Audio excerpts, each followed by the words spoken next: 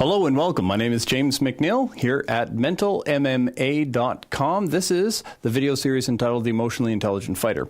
This particular video is entitled Retraining Instinct, to talk about the instinctual reactions that can get us into trouble.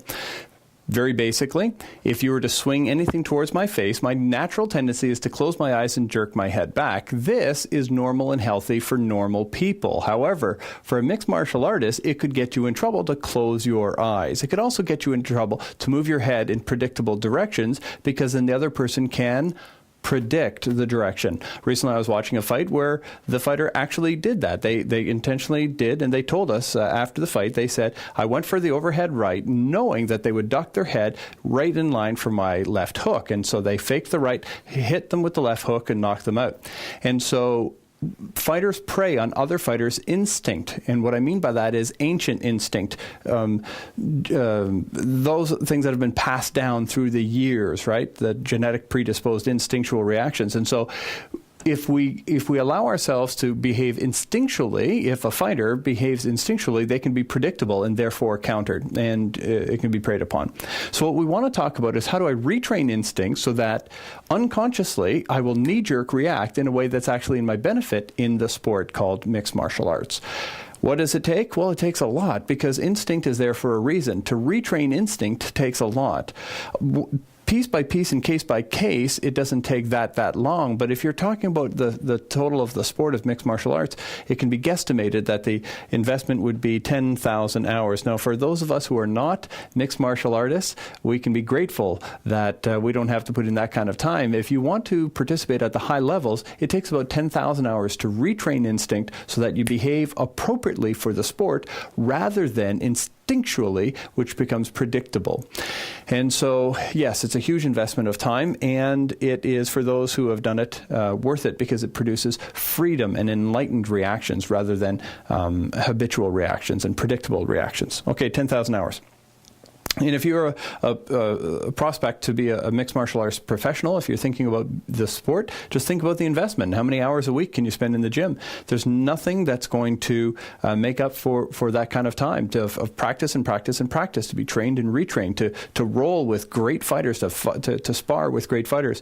And without that, we're just not being pushed to the level that we would be required to fight at the top. So 10,000 hours to expert level. For those of you who are in the gambling world, you're watching these things so that you can understand the sport a little bit more, then you'll understand now the importance and the value of experience. So sometimes we have an experienced fighter who might be a little bit older, and maybe they don't have some of the skills that the younger fighter has, natural strengths, but they have that experience, and that experience factor always counts, and it counts because they have had that time to retrain instinct. So that's what I want to talk about here.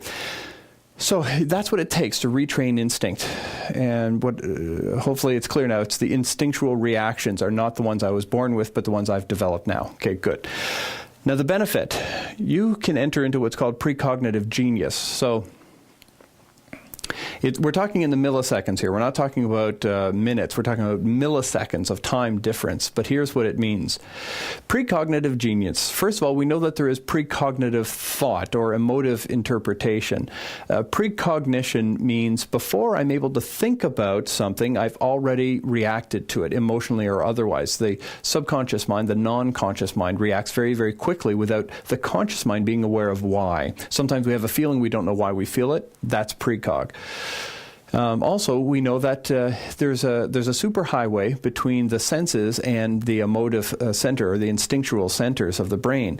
And normally they go from the eye to something called the thalamus, and then to the neocortex. Normally there's a pathway where the content is interpreted and then filed through the brain for appropriate response, emotionally and otherwise. But we also know that there's a highway that goes straight to the emotion center without the rational thought. Some research was done. A gentleman was in fact blind. Now, his eyes were working, but there was a breakage of the connection between the thalamus and the neocortex, and what they did was they showed him images and asked him if he could see what he was looking at. Of course, he couldn't see it because he couldn't consciously see it. However, he was emotionally reacting to the photos, and that's where the fascination came in, and we began to understand there's other ways that we can interpret data. And so he would not say, I see the image of a car crash, but he would say, I feel sad. He would not say, I see a person with a knife, but I feel afraid. So he would feel what his eyes are seeing, but his brain is not seeing because he emotionally responded to the image. And so we do know that those triggers go straight to the emotional centers, and if we can retrain instinct, we will instinctually, non-consciously respond appropriately. So this is precognitive genius, and what was I going to say there? So instead of knee-jerking this way and getting away from a hand that's coming close, we would actually be able to dodge consciously, not consciously, but precog genius, to actually make the right decision even without the conscious mind rationally engaging.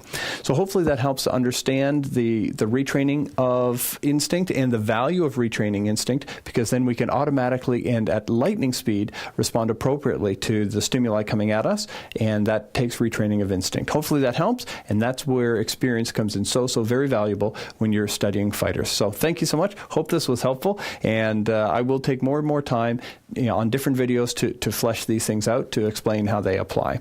So thank you. Hope this was helpful. Again, this is James McNeil at mentalmma.com, and we are your source for the mental game of mixed martial arts. Thank you. Speak with you soon.